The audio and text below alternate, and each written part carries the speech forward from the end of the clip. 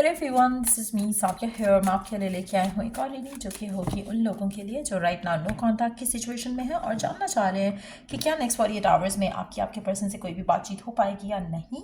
तो ये reading check कर सकते हो। इस रीडिंग में हम और भी कार्ड्स ऐड करेंगे जस्ट टू नो कि क्या चीज़ फर्दर आपकी रिलेशनशिप को ब्लॉक कर रही है right now from moving forward उस जगह पर जहाँ पर आप खुश रहो इस इंसान के साथ। So stay tune. और रीडिंग शुरू करने से पहले रिमाइंड करवा दूँ कि ये एक जनरल रीडिंग है, सबके साथ मैच कर भी सकती है और नहीं भी। सो जो बातें जो मैसेजेस मैच करते हैं उन मैसेजेस को पिक करो और बाकी सबको छोड़ दो। अगर आप पर्सनल रीडिंग्स चाहते हो पेपाल से या ईजी पैसे से पेमेंट कर सकते हो। सिर्फ तभी रीच आउट करो ताकि आपका भी टाइम वेस्ट नहीं हो और मेरा भी। सो लेट्स सी कि क्या नेक्स्ट 48 आवर्स में इस इंसान के साथ कोई भी कम्युनिकेशन आएगी, हाँ या ना। Let's find out. चाहे आप रीच आउट करो वो रीच आउट करे, कम्युनिकेशन होना है या नहीं होना है। Let's find out. सक्सेस, तो the answer is a big yes. Communication होगी नेक्स्ट 48 आवर्स में। मुझे लगता है कि आप दोनों के दरम्यान में जो भी हुआ आपका पर्सन उस चीज़ को लेकर, वाव रिकवरी का कार्ड है underneath the deck. The answer is a big yes. हाँ, मुझे लगता है कि जो भी आप दोनों के दरम्यान में हुआ, आप में से काफ़ी सारे लोग शायद ऐसे होंगे जो कि जिनकी फाइट हुई है या आर्ग्यूमेंट हुआ है और जिसके बाद कम्युनिकेशन ख़त्म हुई है। But whatever the case has been, chances बहुत स्ट्रांग है कि नेक्स्ट 48 आवर्स में आपके पर्सन के तरफ से आपके कोई कम्युनिकेशन आए। मुझे लग रहा है कि उसके एंड से आएगी क्योंकि इट्स मोर लाइक कि जैसे वो रिकन्सिडर कर रहे हैं। अगर आप दोनों की फाइट हुई या आर्ग्यूमेंट हुआ और आप दोनों ने कुछ भी एक दूसरे को ऐसा कहा जो कि हर्ट किया एक दूसरे को और फिर ये डिसीजन लिया गया कि नहीं अब बात नहीं करनी है, तो मुझे लगता है कि वो रिकन्सिडर करेंगे अपने एंगर में कहे हुए कुछ वर्ड्स को और रियलाइज़ करेंगे कि नहीं, they need to talk to you. तो फीलिंग्स काफ़ी स्ट्रांग रहेंगी यहाँ पर। और मुझे लगता है कि शायद अगर उनसे कोई गलती हुई है या उनके एंड से कोई बात ऐसी उन्होंने कही है तो उस चीज़ की रियलाइजेशन के साथ वो आपको अप्रोच ज़रूर करेंगे। डेफिनेटली मुझे लगता है कि नेक्स्ट 48 आवर्स में कम्युनिकेशन होगी आपकी और आपके पर्सन के दरम्यान में। लेट्स सी कि क्या चीज़ ब्लॉक कर रही है आपकी रिलेशनशिप को इस इंसान के साथ अभी तक, क्योंकि कम्युनिकेशन नहीं हुई है। So what has been the block. और अगर आगे भी कुछ लोगों के लिए अगर कम्युनिकेशन नहीं होती है तो what is the block, what has been the block और what is the block. Let's see. आप में से काफ़ी सारे लोग तो आपका खुद का बिलीफ सिस्टम ही ख़राब है थोड़ा, आप आउटडेटेड हो। आपको अपडेट करना है अपना बिलीफ सिस्टम। आपके बिलीफ में नेगेटिव चीज़ें, नेगेटिव थॉट्स, नेगेटिव इमोशन ज़्यादा हैं।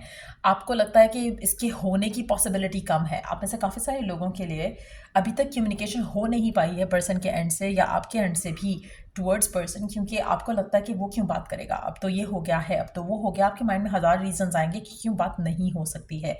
जब आप खुद ही एक चीज़ पे बिलीव नहीं रखते हो और आपके बिलीफ इनफैक्ट नेगेटिव चीज़ पे है तो वो चीज़ कैसे हो सकती है। जैसे जैसे आप अगर एक चीज़ बोलते हो, बार बार बोलते हो कि नहीं ये मैं नहीं कर सकता, मैं नहीं कर सकता, जब जाहिर है आप खुद बोल रहे हो कि नहीं ये मैं नहीं कर सकता, तो आप कैसे करोगे, क्यों करोगे एट फर्स्ट प्लेस। तो जब आप अपने माइंड में डिटर्मिनेशन रहो कि नहीं आप कर सकते हो तभी आप एफर्ट करोगे ना। सो राइट ना आप इस रिलेशनशिप को लेकर, इस रिकन्सिलिएशन को लेकर, इस कम्युनिकेशन को लेकर आपके मन में ऐसे ही ख्याल है कि ये नहीं हो सकता, ये नहीं हो सकता। जब आपके माइंड में आएगा कि पॉसिबिलिटी है तो मिरेकल भी हो जाएगा, ब्लेसिंग भी आ जाएगी रब की तरफ से। सो कहीं ना कहीं आपका जो बिलीफ सिस्टम है उसको चेंज करने की ज़रूरत है, जिसकी वजह से जो कुछ हुआ है वो हो रहा है और आगे भी होगा अगर आप उसको चेंज नहीं करते हो। You have to belong to your own dream. आपका खुद के, आपकी विश, आपकी डिज़ायर, आपकी ड्रीम के ऊपर अगर आपका खुद का फेथ नहीं है या खुद का बिलीव ही नहीं है तो कोई दूसरा क्या खाक बिलीव करेगा। सो दैट इज़ समथिंग जो कि आपको रियलाइज़ करने की ज़रूरत है। अपने बिलीफ सिस्टम को चेंज करने की ज़रूरत है, पॉजिटिव करने की ज़रूरत है। Create your own life. आप अपनी लाइफ क्रिएट कर सकते हो जैसे आप डिज़ायर करते हो, by right thoughts and right feelings. तो अगर आप वो सब करोगे तो ऑटोमेटिकली आपकी लाइफ ऐसी हो जाएगी जैसा आप चाहते हो। सो कोशिश करो कि अपने मन से, अपने दिमाग से नेगेटिविटी को दूर भगाओ। जितना ज़्यादा पॉजिटिव अपने आप को रखोगे, जितना ज़्यादा positive affirmations, affirmations not just affirmations कि हाँ आई एम हैप्पी या इस तरह की एफर्मेशंस, इट्स मोर लाइक कि आप जो सेल्फ टॉक करते हो दे आर ऑल्सो एफर्मेशंस। मेरे साथ तो हमेशा बुरा ही होता है। आप में से काफ़ी सारे लोग होते होंगे जो किसी न किसी सिचुएशन पे ऐसे बोलते होंगे या आपकी ज़िंदगी में ऐसे लोग होंगे जो हर बात पे ये बोलते हैं।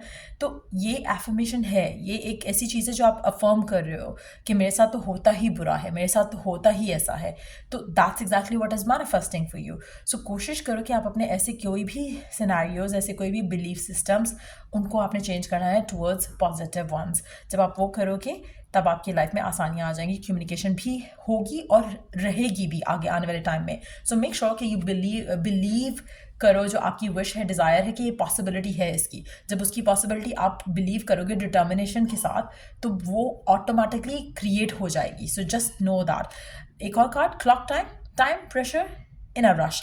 आप में से काफ़ी सारे लोगों के लिए एक और चीज़ जो फर्दर ब्लॉक करती है वो है टाइम का, जो आपके माइंड में क्लॉक टिक टिक करती है ना, वो बंद होनी चाहिए। आप में से काफ़ी सारे लोग बहुत ज़्यादा इस सिचुएशन को लेकर आपका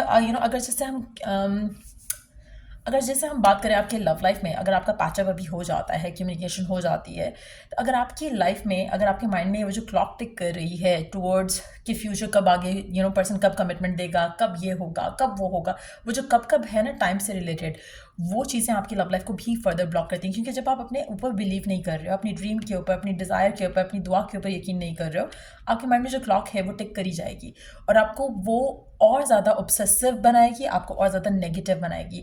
आप फाइट पिक करोगे, आर्ग्यूमेंट पिक करोगे, बिलीव नहीं रख पाओगे, ट्रस्ट नहीं रख पाओगे डिवाइन प्रोसेस पे, पर्सन के ऊपर, रिलेशनशिप के ऊपर। आपके फियर्स जो है वो स्ट्रांग होंगे। सो जब फियर्स स्ट्रांग हैं तो ऑटोमेटिकली सब चीज़ें जो है वो नेगेटिव हो जाएंगी। सो इट्स मोर लाइक बहुत इंपॉर्टेंट है ये अंडरस्टैंड करना कि आप लिव इन द मोमेंट करो, फेथ अपना स्ट्रांग करो और अपना दिमाग खोल कर रखो।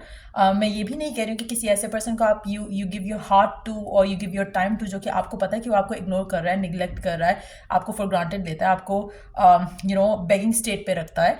ऐसे इंसान के लिए आपको अपने आपको खुद, अगेन ये ऐसे इंसान के बारे में हम बात नहीं कर रहे हैं। अगर कोई इतना नेगेटिव इंसान है तो उसके साथ आप स्टिल अटैच हो या कम्युनिकेशन चाह रहे हो, तो दैट्स योर फॉल्ट कि आप कुछ ऐसा चाह रहे हो और आप अपने आप को किसी नेगेटिव स्टेट में डालना चाह रहे हो।